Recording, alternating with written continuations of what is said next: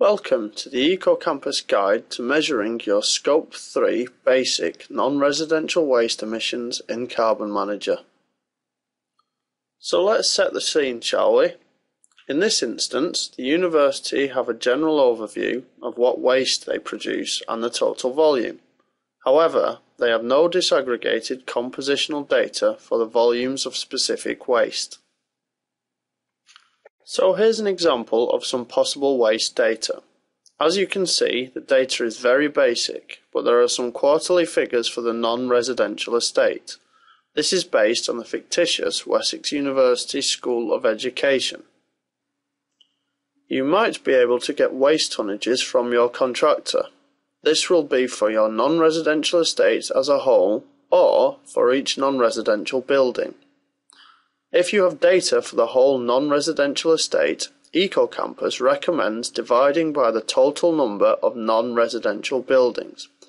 This will make it easier to use the Carbon Manager application.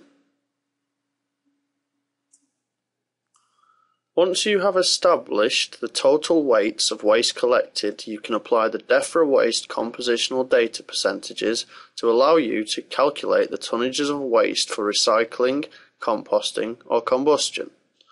What is left is the waste sent to landfill.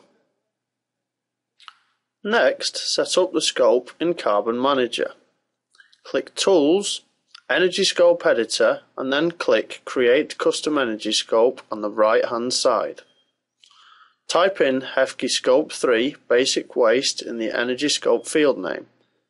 If you have already created this scope for your residential estate, you can skip this part. Otherwise, select the 6 municipal waste categories.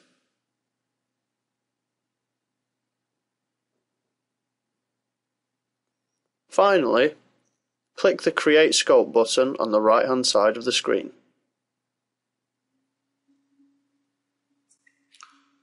You can now go back to the Data Manager screen and select the relevant waste fraction from the Carbon Sources menu. In this case, we have selected the Open Loop Recycling option. Next, we select the correct site, in this case the School of Education, from the right hand side drop-down menu.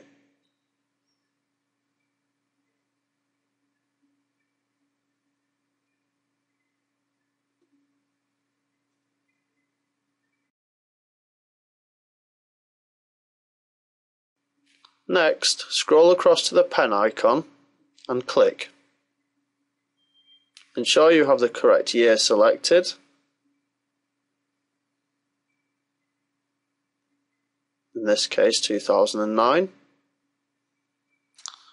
And enter your data in tonnes, spread between the relevant months of your academic year.